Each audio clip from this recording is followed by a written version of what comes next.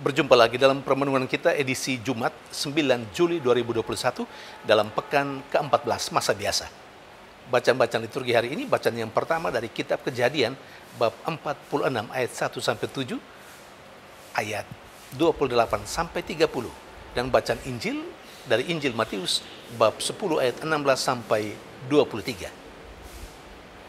Bacaan pertama hari ini bercerita tentang kepindahan Yakub atau Israel ke Mesir. Cerita kepindahan Yakub ke Mesir menurut bacaan pertama hari ini.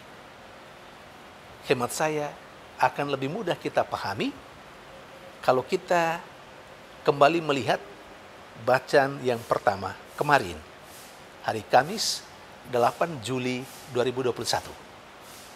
Sekedar untuk mengingatkan kita, bacaan pertama kemarin bercerita tentang Yusuf yang akhirnya memperkenalkan dirinya kepada saudara-saudaranya, anak-anak Yakub, anak-anak Israel. Dia memperkenalkan diri kepada mereka bahwa dia adalah Yusuf yang dulu mereka jual kepada para saudagar Mesir. Nah, peristiwa yang diceritakan dalam bacaan pertama kemarin itu menjadi titik berangkat proses yang boleh saya katakan rekonsiliasi antara Yusuf dan saudara-saudaranya, anak-anak Yakub yang lain, anak-anak Israel yang lain. Bahkan itu menjadi awal kerinduan Yusuf meminta saudara-saudaranya untuk membawa Yakub ayahnya, Israel ayahnya, untuk tinggal di tanah Mesir. Itu latar belakangnya. Dan bacaan pertama hari ini cerita tentang Israel atau Yakub yang berangkat bersama dengan keluarganya, dengan binatang peliharaannya, semuanya ke Mesir. Namun hal yang menarik adalah sebelum Yakub atau Israel berangkat ke Mesir, apa yang dilakukan? Bacaan pertama hari ini mencatat bahwa Yakub ke Berseba untuk mempersembahkan kurban sembelihan kepada Allah di sana. Allah yang adalah Allah Ishak, ayahnya. Dan pada kesempatan itu, dalam sebuah penglihatan, pada suatu malam, Allah berkata kepada Yakub untuk tidak takut berangkat ke Mesir. Karena Allah berjanji akan melindungi Yakub atau Israel dengan semua keturunannya. Bahkan Allah juga berjanji bahwa Dia akan menjadikan Yakub dan keturunannya bangsa yang besar di tanah Mesir.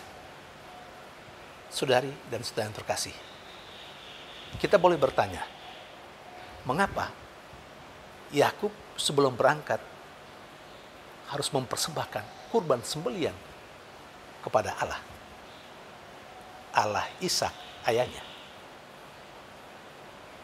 Kita tahu Yakub atau Israel juga adalah seorang yang beriman.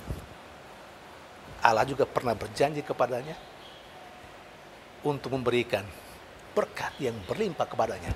Karena itu Yakub mau setia kepada Allah dan mau meminta atau mau mendengarkan langsung apa yang dikatakan Allah kepadanya. Atau dengan kata lain, secara singkat kita bisa memahaminya seperti ini.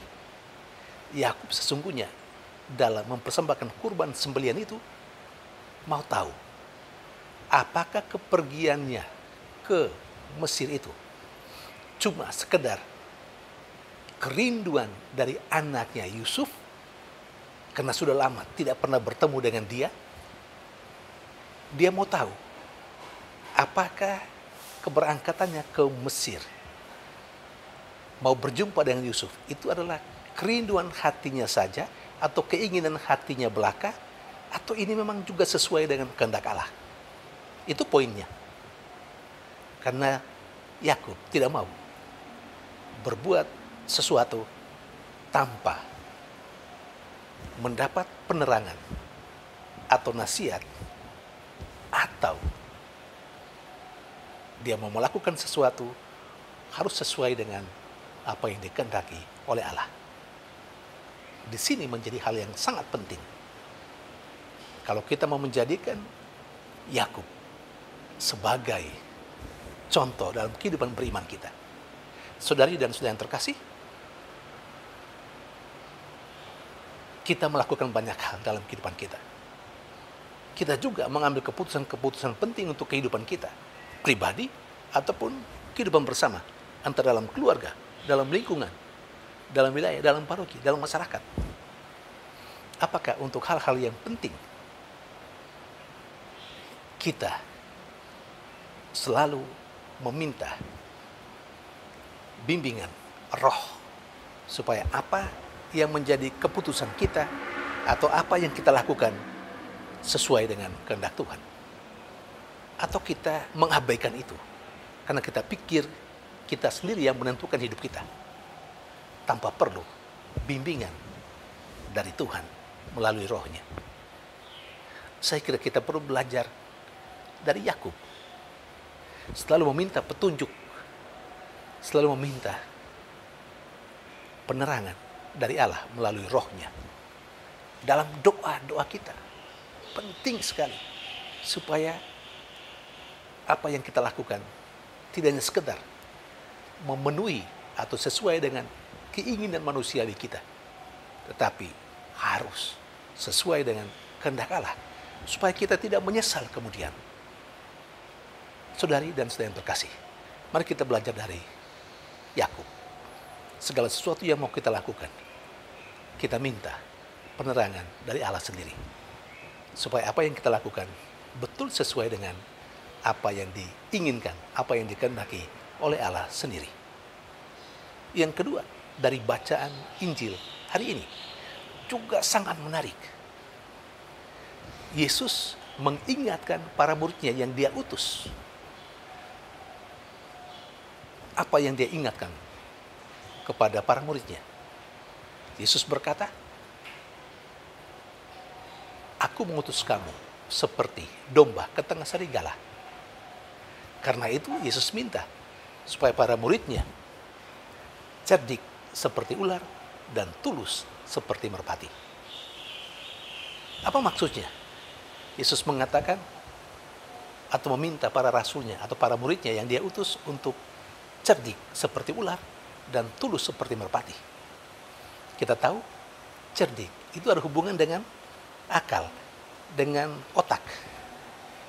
Maka kita diharapkan, atau para rasul, para murid pada saat itu diharapkan untuk pakai otak, menggunakan akal, menggunakan pikiran yang sehat. Tapi di sisi lain, Yesus juga meminta mereka untuk tulus seperti merpati. Ketulusan itu adalah soal hati. Karena itu, Yesus juga mengharapkan supaya para muridnya yang dia utus tidak saja gunakan pikiran, tapi juga menggunakan hati. Ini dua hal yang penting. Nah, ini juga penting bagi kita yang melabeli diri kita sebagai murid-murid Yesus, sebagai rasul-rasul Yesus.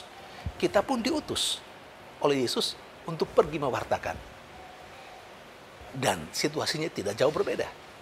Apa yang diingatkan oleh Yesus untuk murid-muridnya dahulu kala, itu juga menjadi peringatan bagi kita, atau nasihat untuk kita, supaya kita tahu bahwa dunia di mana kita diutus adalah dunia yang kejam, yang terkadang tidak bersahabat.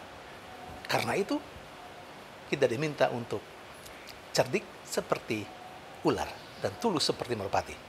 Artinya, kita mesti pakai otak, kita gunakan akal budi, dan kita juga gunakan hati kita. Jangan sampai hanya sekedar kita menggunakan otak, pikiran, akal sehat, lalu tidak menggunakan hati, maka menjadi tidak seimbang. Orang mengetahui bahwa ada kecerdasan akal budi dan ada kecerdasan perasaan. Mari kita gunakan itu dengan baik supaya kita menjadi orang yang bijak dalam kehidupan ini, dalam mewartakan apa yang dikehendaki oleh Yesus dari kita. Tuhan memberkati.